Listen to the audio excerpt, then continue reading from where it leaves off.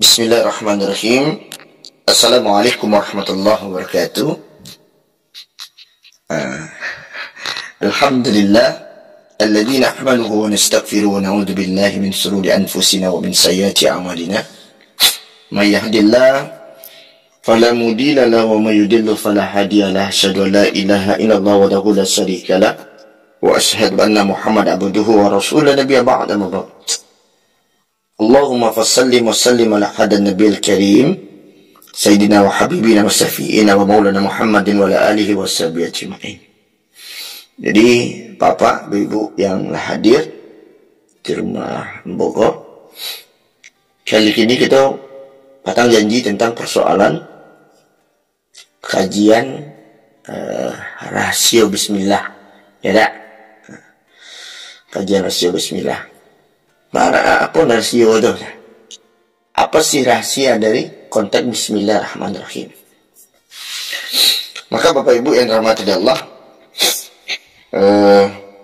kita membuka isi rahasio atau isi rahasia kitab yang tersembunyi. Salah satunya basmalah. Basmalah. Jadi bismillah atau basmalah adalah suatu kalimat bacaan yang sangat akrab sekali di mulut itu seorang muslim, betul. Bahkan saking sering diucapkan membuat kita beranggapan bahwa bismillah ini biasa-biasa saja. Untuk menepis anggapan seperti itu, maka kita perlu kaji. Kita perlu mengkaji bersama. Secara makrifat, kita harus mengenal dulu bismillah itu. Kita harus mengenal dulu secara makrifat. Makrifatu arafa yu'arifu. Jadi kita harus mengenal dulu. Apa yang kita kenal di situ? Kenal dulu apa mana itu bismillah. Karena para ulama dahulu sepakat mereka bahwasanya kalimat bismillah itu adalah salah satu kalimat yang mesti dipelajari, yang mesti dipahami, yang mesti diamalkan oleh setiap muslim. Betul nah? Ya, itu kan? Baik, karena bismillah atau basmalah insya Allah akan dapat bisa menghindarkan si pembaca dari 70 jenis bala bencana, mulai dari kebakaran, penyakit, kemiskinan, sampai kematian. Menghindarkan kita. Di saat kita mati pun bisa. Saat sebelum sukratul maut lah. Kalau kita tahu cara mati. Sebagaimana termaktum ya Bapak Ibu dalam kitab hadis yang diriwayatkan dari Ibnu Abbas radhiyallahu anhu. Beliau berkata bahwasanya Nabi Muhammad SAW menyampaikan dalam hadis beliau, barang siapa yang mengucapkan bismillahirrahmanirrahim wala hawla wala quwata illa billahil aliyyil azim. Bismillahirrahmanirrahim wala hawla wala quwata illa billahil aliyyil azim. Niscaya Allah Ta'ala akan menjauhkannya dari 70 pintu bala, duka, cita, dan kesulitan. Itu saja baca. Atau kenal dulu, ternyata luar biasa ya. Pertanyaannya, banyak orang muslim yang sering membacanya tapi masih miskin juga. Banyak orang muslim yang sering membacanya tapi masih mendapatkan bencana juga. Bencana. Masih sering kita menghampirinya itu, bencana-bencana yang luar biasa, musibah bala. Luar biasa kan tadi. Luar biasa itu. Adik Bapak Ibu yang dirahmati Allah, hal itu karena mereka hanya membaca saja. Hanya sekedar membaca kulit lah. Tapi tidak baca isi. Tanpa tahu kaji marifat bismillah. Itulah yang membedakan orang awam dengan para ma'rifatullah dalam membaca bismillah. Jadi orang para ma'rifatullah itu dalam baca bismillah beda. Kalau orang awam hanya membaca saja tanpa tahu kaji itu marifat, tahu kaji marifatnya. Sedangkan para ma'rifatullah, ya, syekh-syekh kita itu, al-ulama kita, al-alim al-ulama, membacanya disertai dengan tahu kajinya, sehingga khasiatnya bisa dapat mereka raih. Nah, ini kurang kita kaji ini. Aku sakit aja. Kita tentang kajian makrifat kita mengenai bismillah.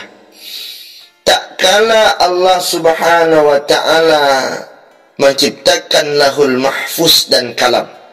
Baramulu tak kala Allah menciptakan lahul mahfuz dan kalam untuk menulis, Allah Subhanahu wa taala memerintahkan kalam untuk mendatangi lahul mahfuz tersebut untuk menulis. Jadi Allah Ta'ala aku mengimbau, Allah Subhanahu wa taala mengimbau kalam untuk mendatangi lahul mahfuz untuk menulis. Kalam bertanya ke Allah, ya Allah, apa yang harus ambo tulis? Allah berkata, tulislah la ilaha illallah Muhammad Rasulullah. Aku nampak tamu nak ditulis. Apa tamu tulis? La ilaha illallah Muhammad Rasulullah. Kemudian kalam bertanya balik, oh, basaru kalam kau mengecek Allah. Oh, betapa sebuah nama yang indah dan agung dari nama Nabi Muhammad tu, ya Allah. Bahwa dia disebut bersama asmamu yang suci, ya Allah. Apa dampiangannya, ya Allah, kita. Nah, lalu Allah berkata, wahai kalam, jagalah kelakuanmu. Wahai kalam, jagalah kelakuan engkau.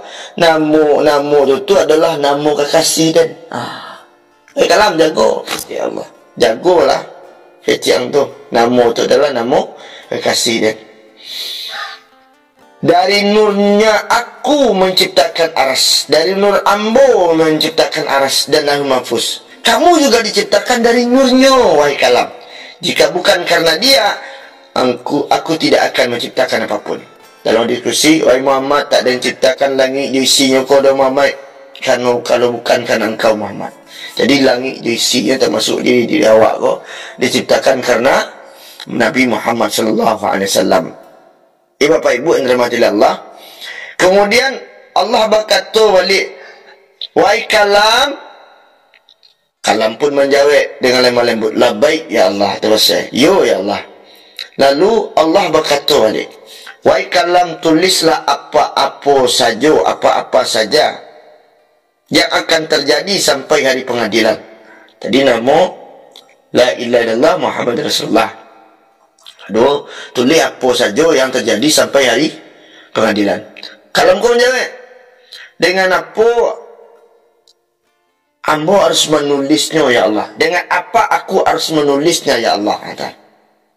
Allah berkata, apa kata Allah? Mulailah dengan kalimat Bismillahirrahmanirrahim. Aku mulainya, Pak Ibu. Aku mulai pertamanya dengan Bismillahirrahmanirrahim. Mulainya terciptanya Al-Quran dan ayat-ayatnya.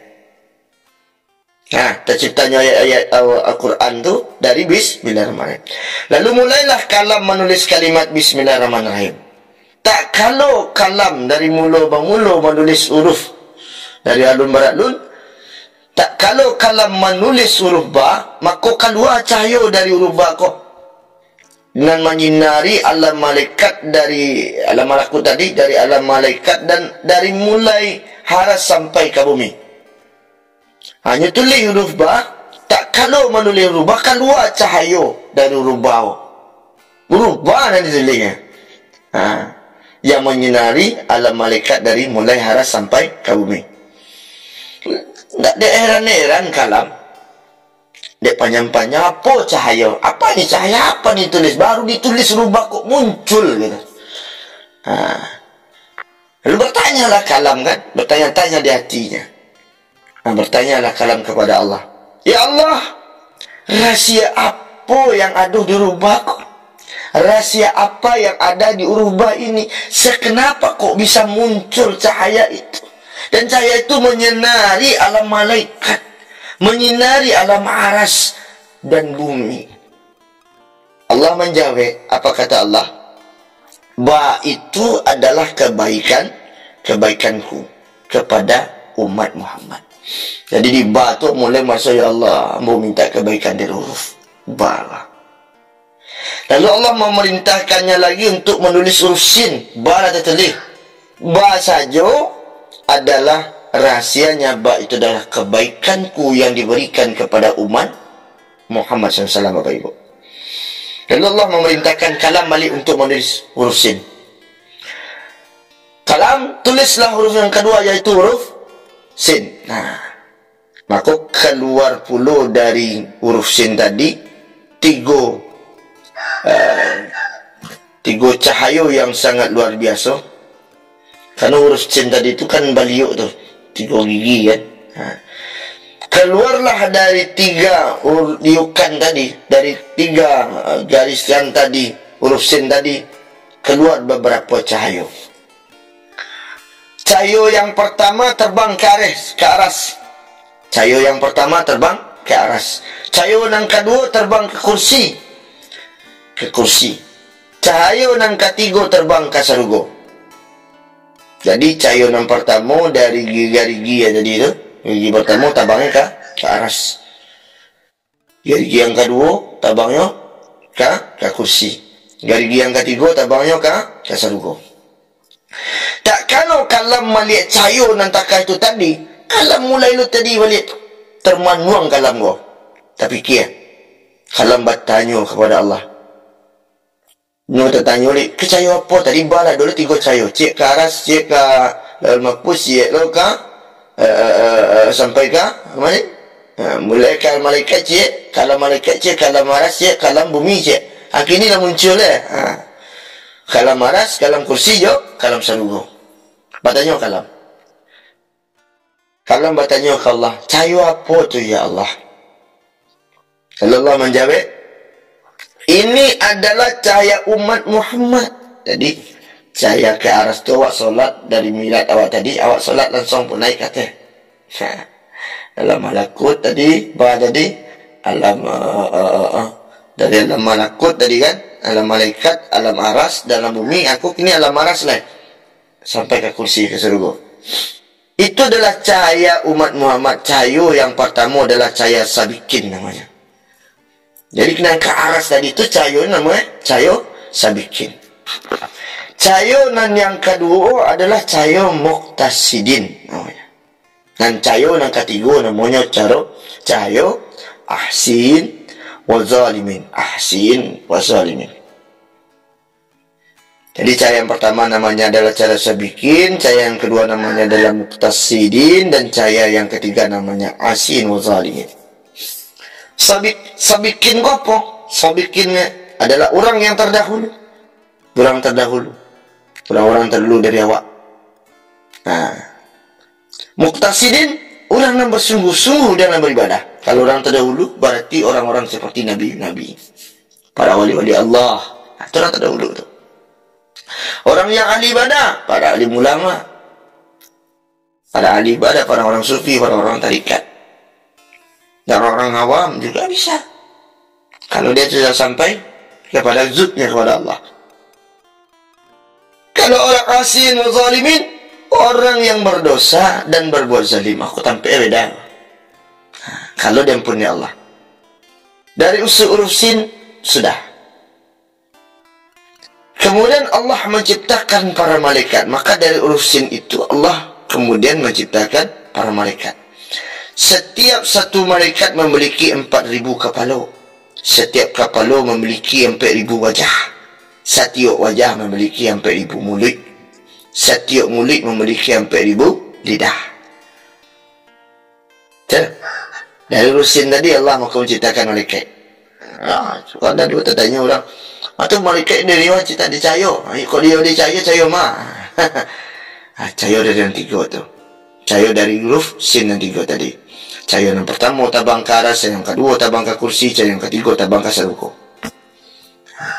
Tuh, cahaya yang pertama disebut dengan sabikin, cahaya sabikin. Cahaya yang kedua disebut dengan cahaya muqtasidin. Cahaya yang ketiga disebut dengan ahsin wa zalimin. Di situ tuh. Maka dia tekan yang itu, pada dia tekan yang para malaikat itu tertulis kalimat Bismillahirrahmanirrahim. Dia tekan yang itu. Dia tekan itu. Dia tes kokong pakai mata gila. Maka setiap lisan mereka berzikir kalimat basmalah tu. Setiap lidah, setiap lisan mulut beliau berzikir kalimat basmalah dah. Allah menjadikan barisan pada satu malaikat berjumlah 1000 saf. Cik malaikat 1000 saf. Malaikat yang pada barisan tersebut berzikir juga dengan kalimat basmalah dengan melihat ke arah kaniang-kaniang malaikat. Jadi zikir juga itu zikir kalimat basmalah dengan melihat ke arah kening malaikat yang tertulis Bismillahirrahmanirrahim. Selayu berdoa. Doanya, ya Allah, ampunilah dan sayangilah orang-orang yang membaca Bismillah setiap dari pemuluan amal-amalan yang mereka lakukan dari umat Nabi Muhammad SAW. Itu kecil malaikat itu. Dan Allah menjawab, wahai malaikatku, saksikanlah bahawa aku telah mengampuni mereka. Aku akan memberkahi amalan mereka dan menerima semua kebaikan mereka dan akan menghapus kesalahan-kesalahan mereka. Kemudianlah selesai seperti itu, selesai menulis dari huruf sin, maka Allah Subhanahu wa taala, Bapak Ibu, menyuruh membawa kalam balik. Membawa kalam. Kata Allah, wahai kalam, tulislah huruf mim. Kalam tadi kalam menulis sin, kini huruf mim. Maka ketika kalam menulis huruf mim, keluar cahaya dari huruf mim yang lebih terang dari huruf ba, yang lebih terang dari huruf ba, yang lebih terang dari huruf sin. Lebih terang mulai dari huruf ba, lebih terang dari huruf sin. Sehingga menerangi aras dengan 7 lapisan langit dan bumi. Maka kalam pun terkagum-kagumnya. Berdiri di Lauhul Mahfuz sampai 1000 tahun lamanya, Bu. Dia terkagum-kagumnya tadi akan membuat huruf yang 3 saja 1000 tahun. Setelah itu kalam pun bertanya ke Allah, ya Rabb, saya apa lah kau nama? Allah menjawab, wahai kalam, itu adalah Nur Muhammad. Jadi mim itu Muhammad, Nur Muhammad. Dia adalah kekasihku, dia adalah ketulusanku, dia adalah Rasulku. Ada beda. Nah, itu lah. Dan dia adalah pemimpin para nabi dan rasul. Dan aku tidak menciptakan segala sesuatu di permukaan bumi ini melainkan karenanya. Jadi kita ada kalam bertanya bahawa kau sampai menerangi aras dan 7 lapisan bumi. Itu cahaya, itu adalah Nur Muhammad. Mim tadi di ba, sim, mim. Di mimnya itu namanya Nur Muhammad. Dia adalah kekasihku, dia adalah ketulusanku, dia adalah rasulku. Tak kalau kalam mendengar penjelasan dari Allah, maka kalam pun berkeinginan untuk menyampaikan salam kepada Muhammad Rasulullah sallallahu alaihi wasallam. Lalu kalam meminta izin kepada Allah mengucapkan Assalamu alayka ya Rasulullah, Assalamu alayka ya Habibullah, Assalamu alayka ya Nurullah. Itu awalnya, Bu. Assalamualaikum tu. Dari kalam. Tanya orang dari mana awal Assalamualaikum, Gus? Kok muncul? Itu dari kalam. Ketika kalam menulis huruf mim. Mim itu adalah Nur Muhammad. Mim itu adalah kekasih Allah. Mim itu adalah ketulusan Allah. Dan mim itu adalah Rasul, utusan Allah. Itu tu. Dan Allah pun bersabda. Dan Allah pun dalam hadis kursi bersabda mengatakan kepada kalam, wahai kalam, engkau telah mengucapkan salam kepadanya. Allah ucapkan salam pada Muhammad salamah. Ya. Padahal kalam Muhammad belum ada. Oh, ada. Engkau lah mengucap salam ya. Assalamualaikum ya Rasulullah, Assalamualaikum ya Habibullah, Assalamualaikum ya Nurullah. Engkau lah mengucapnya salam. Padahal Muhammad dah ada. Kalau sajanya ada, pastinya jawab salam. Tak iya tak. Kena sabar tak. Ya dah lah. Ya, kau dah lah tuanku kau dah lah tuanku telefon kau lah. Cerita salam. Maka kata Allah, wahai kalam, ariko biarlah hamba yang menjawab salamku karena kecintaanku kepadanya. Jawab Allah, fa'alaika minni salam ya kalam. Fa'alaika minni salam ya kalam. Dan kemudian dikabarkan dua dia, dan kau nama. Dan selamat juga dan kau nama. Dari keselamatan untuknya tadi kalam. Betul ayahnya. Kemudian Allah memerintahkan kalam untuk menulis lafaz selanjutnya. Lafaz yang selanjutnya kan? Dari sudah bismillah ni. Ar-Rahman Ar-Rahim. Lalu berkata Allah kalam kau ni, mengecek kalam, ya Rabb, apakah ini namamu? Allah menjawab, ya, aku adalah Allah. Maka ada keluar firman Allah, innani annallahu la ilaha illallah. Aku adalah Allah bagi orang terdahulu, dan aku adalah Ar-Rahman bagi orang yang bersungguh-sungguh dalam ibadah. Tuh. Dan aku adalah Ar-Rahim bagi orang-orang yang berbuat dosa dan zalim. Kemudian kalau menyelesaikan kategori tulisan nama tadi, ketiga-tiga yang tadi, Bismillahirrahmanirrahim. Ketiga-tiga yang tadi, Rahman-Rahim tadi, selama 7.000 tahun. Orangnya 7.000 tahun. Lama kan? Dah sebentar, awak macam saya. Kalau ini, kalam nak menulis saya, tunggu lama dah. Maka ketika kalam telah selesai menulis kata per kata tadi, dari kalimat yang agung tadi, Allah Subhanahu wa Ta'ala berkata, telah memakan 7.000 tahun untuk kamu menulis 3 nama dan telah memakan 7.000 tahun untuk engkau menulis nama keagungan dan nama Rahman dan nama Rahim, dan telah memakan 7.000 tahun kamu menulis 3 namaku, nama keagunganku, nama Rahmanku, nama Rahimku. 3 kata yang penuh berkah ini, ya kan? Ini saya berikan sebagai sebuah hadiah bagi umat kekasihku Muhammad, kata Allah. Betul. Jadilah bagi saya membaca. Bagi saya membaca. Dengan keagunganku aku berjanji, kata Allah, bahawa bila mana hamba manapun dari umat Muhammad menyebut kata basmalah dengan niat yang murni, aku akan menulis 7.000 tahun pahala yang tak terhitung untuk hamba tadi, dan 7.000 tahun dosa yang akan aku hapusi untuk umat Muhammad kau. Itulah kehebat kaji. Kalau tahu dah, kalau tahu anak. Maka itulah sekelumit ilmu makrifat tadi mengenal tentang Bismillah. Mungkin banyak kurang ada sempurna lain, tapi setidaknya kau bisa kita jadikan kupasan untuk dosa-dosa kita. Nanti bisa awak belajar ke guru yang lain. Tak dosa lah, tak kebuya saja. Tak ketengku saja. Tak kambo lah ya. Tak ketengku, tak kebuya zaman dah, tengku zaman dah. Tapi kan ada yang bisa ibu aja, papa aja. Dia waktu tua semayang lah masuk apa? Semayang lain.